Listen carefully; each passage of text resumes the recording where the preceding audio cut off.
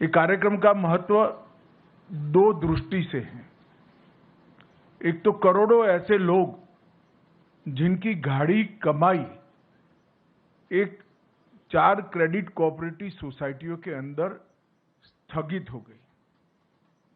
घोटाले का आरोप लगा, कोर्ट केस हुए, एडमिनिस्ट्रेटर अपॉइंट हो गए हैं। एडमिनिस्ट्रेटर अपॉइंट होते ही ईडी, इनकम टैक्स, अलग अलग सरकारी संस्थाओं ने अपने अटैचमेंट कर दिए और ये सब कानूनी लड़ाई में कहीं न कहीं जो निवेशक है, जिसने अपनी गाढ़ी पसीने की कमाई इसमें लगाई है, इसके प्रति किसी का ध्यान नहीं जाता था। और ये कोई पहली ऐसी कहानी नहीं है। कहीं पर भी इस प्रकार के घोटाले का आरोप लगता है या घोटाले होते हैं तो तुरंत ही मल्टी एजेंसी सीजर हो जाता है। और मल्टी एजेंसी सीजर को मैं मानता हूं कि ब्रह्मा जी पर पृथ्वी पर आए तो इसको उठा नहीं सकते, क्योंकि कोई एजेंसी इसमें निवेशक का विचार नहीं करती, अपने अपने इंटरेस्ट का विचार करती है। और इसी के कारण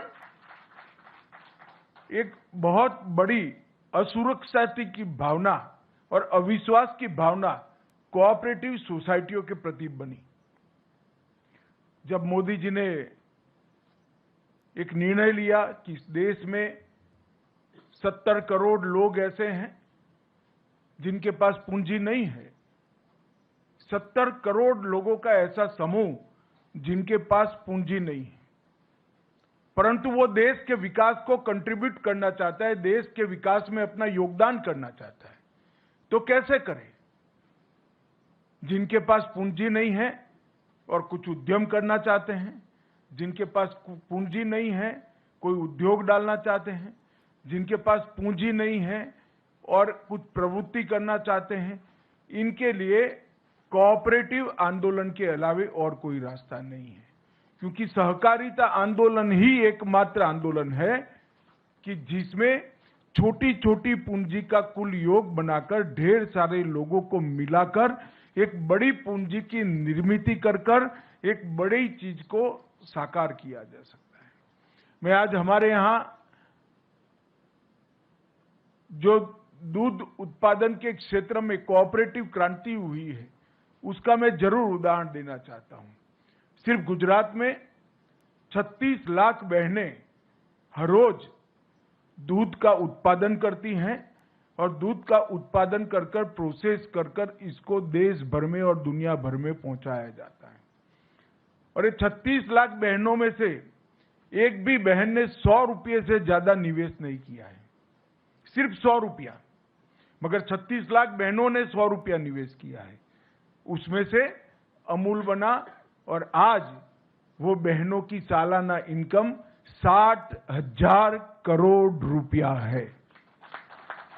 कोई कल्पना नहीं कर सकता कि 100 रुपये के निवेश से और 100 रुपये वाली 36 लाख महिलाओं, जिसमें से ज्यादातर एसएससी पास भी नहीं है, वो इकट्ठा होती हैं, कोऑपरेटिव सोसाइटीज बनाती है, फिर जिला कोऑपरेटिव यूनियन बनते हैं, फिर फेडरेशन बनता है और अंत इसका ये आता है कि देश भर में दूध की कमी को वो महिलाएं समाप्त करती हैं और इसके साथ साथ 60,000 रुपये का इनकम सालाना वो करते हैं।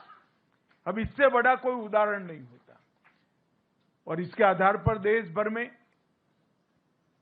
कई सारे कोऑपरेटिव डेयरी के मॉडल बने हैं। अलग अलग राज्यों में, कर्नाटक में बना, मध्य प्रदेश में बना, मुंबई, महाराष्ट्र में बना, पटना में बना, बिहार में बना और सफल मॉडल हुए। और ये सब का योग मिला लें तो 2.5 करोड़ बहनें आज पशुपालन कर देश की दूध की कमी को समाप्त भी कर रही हैं और जीडीपी में कंट्रीब्यूट भी कर रही हैं। ये तो उदाहरण हुआ एक सफल कोऑपरेटिव का, मगर कई बार घपले घोटाले के आरोप भी होते हैं और जो छोटे छोटे लोग इसमें निवेश करते हैं उनकी पूंजी जाया जाती है। सालों सालों तक, ये सहारा का ही उदाहरण ले दी, कितने सालों तक सुप्रीम कोर्ट में केस चला, सभी एजेंसियों ने इनकी प्रॉपर्टी सीज कर दी, अकाउंट सीज कर दे, एक सीजर हो तो उसका रास्ता निकाले, 7-8 एजेंसियों ने सीजर कर दिए।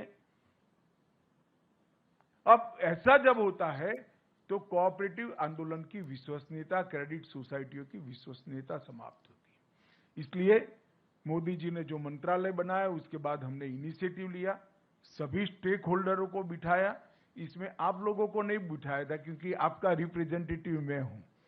जो निवेश करता है उनको नहीं बुलाया था। हमने सेबी वालों को भी बुलाया, ईडी वालों को भी बुलाया, इनकम टैक्स वालों को भी बुलाया, सीरियस फ्रॉड ऑर्गेनाइजेशन वालों को भी बुलाया, सीबीआई वालों को भी बुलाया और अधिवक्ताओं को भी बुलाया, लॉ ऑफिसर्स को भी बुलाया। सबके साथ मिलकर हमने कहा कि हम क्या एक ऐसी व्यवस्था कर सकते हैं जिससे सभी लोग अपने दावों के ऊपर उठकर जो छोटा निवेशक है इसकी चिंता कर सकते हैं। और मुझे आनंद है कि सभी एजेंसियों ने मिलकर एक सुप्रीम कोर्ट में याचिका दायर की और सुप्रीम कोर्ट ने भी एक ऐतिहासिक फैसला लिया कि सभी एजेंसियां जब सहमत है तो एक सुप्रीम कोर्ट के पूर्व न्यायाधीश जी की अध्यक्षता में एक कमेटी बनाई जाए और उनके निर्देशन से ये पारदर्शी भुगतान की शुरुआत की जाए। और ट्रायल बेस पर आज ये पारदर्शी भुगतान की शुरुआत 5,000 करोड़ रुपए से कर रहे हैं हम। ये 5,000 करोड़ रुपया निवेशकों को वापस लौटाने की शुरुआत होगी और ये 5,000 करोड़ रुपया जब पूरा वापस हो जाएगा, हम फिर से सुप्रीम कोर्ट के सामने जाएंगे और कहेंगे कि इतने निवेशक बचे हैं और बाकी का भुगतान भी। आज जो पोर्टल लॉन्च हुआ है, वो पोर्टल से लगभग 1 करोड़ निवेशकों को, क्योंकि हमने तय किया है कि पहले 10,000 रुपया तक की राशि को हम भुगतान करेंगे। जिनका 10,000 तक का निवेश है वो, और जितना भी निवेश हो उसमें से 10,000 रुपया। ये ट्रायल बेस है और ये पोर्टल के माध्यम से इसको ऑनलाइन सबको निमंत्रित करेंगे। पूरे डेटा को ऑनलाइन कर दिया गया है चारों सोसाइटियों के, और सीरीज ऑफ मीटिंग कोऑपरेटिव मंत्रालय के, सहकारिता मंत्रालय के अधिकारियों ने की है। हमारे जो स्टॉक होल्डिंग के साथी बैठे हैं उन्होंने भी बहुत बड़ा इनिशिएटिव दिया है। मैंने उनको चाय पर बुलाया था, मैंने बोला इसमें कमाई आपको चौनी भी नहीं होने वाली है, मगर ये सेवा का काम है, आप तत्परता से करिए। मैं स्टॉक होल्डिंग का भी धन्यवाद करना चाहूंगा कि इन्होंने बड़े मन से इसमें हमारा सहयोग किया है और रेड्डी साहब ने भी 3 से 4 बार मीटिंग कर इसको गति दी है। मेरा मीटिंग करना तो स्वाभाविक है, मगर सुप्रीम कोर्ट के निवृत्त न्यायमूर्ति जब आपकी परेशानी को समझकर इसके लिए परिश्रम करे, वो हमारे लिए बहुत सकारात्मक संदेश है। मित्रों, लगभग 1,07,00,000 निवेशकों को ये पोर्टल के अंदर पंजीकरण करने का अधिकार है, जिनकी पूरी राशि लौटाई जाएगी। और कुल मिलाकर 4 करोड़ निवेशक हैं जिनको 10,000 रुपये तक की राशि प्रथम दृष्टि से उनको वापस दी जाएगी। और ये मैंने कहा ये शुरुआत है, अगर ये सफलता से होता है और सफलता से होगा उसका मुझे पूरा विश्वास है, क्योंकि पूरी प्रणाली को मैं समझा हूं। इसमें कहीं पर भी कोई गड़बड़ की गुंजाइश नहीं छोड़ गई है और कहीं पर भी जो जेन्युइन इन्वेस्टर है इसको अन्याय होने की गुंजाइश भी नहीं छोड़ गई। जिन्होंने निवेश नहीं किया है इसको किसी भी तरह से यहां से रिफंड नहीं मिल सकता, और निवेश जिन्होंने किया है इसको कोई रोक नहीं सकता। मगर बहुत सारे निवेशक ऐसे होंगे जो ऑनलाइन पोर्टल पे शायद ना आ सके, मगर ये बहुत जरूरी है क्योंकि इतने सारे दावों का फिजिकली भुगतान संभव नहीं है। मैं आप सबसे निवेदन करना चाहूंगा कि सरकार ने सीएससी की व्यवस्था की है। सीएससी के माध्यम से आप ये आपका ऑनलाइन पंजीकरण करा सकते हैं, वो आपको पूर्णतया गाइड करेंगे। हम प्रयास करेंगे कि देश के सारे सीएससी को ऑनलाइन ये पूरी व्यवस्था भेज दी जाए, वो इसका स्टडी कर आपकी सहायता करेंगे।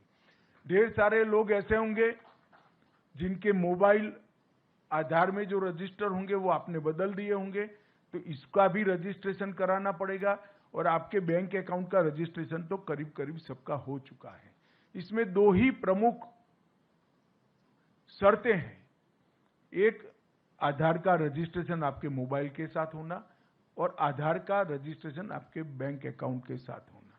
ये दो जुड़ाव है तो सिर्फ आपको रिसीट का वर्णन ऑनलाइन भेज देना है और एक फॉर्म डाउनलोड कर सिग्नेचर कर फिर से वापस ऑनलाइन भेज देना है। आपके पास, मैं आपको विश्वास दिलाता हूं कि 45 दिन के अंदर पैसा आपके बैंक अकाउंट में जमा हो जाएगा। इसमें आप जरा भी चिंता मत करें। मित्रों, एक बहुत बड़ी शुरुआत है। देश में ढेर सारी क्रेडिट सोसाइटियों में घपले घोटाले हुए। पहली बार मोदी जी के नेतृत्व में इतने बड़े घोटालों में पारदर्शिता के साथ आज निवेशकों को पैसा देना शुरू हो रहा है।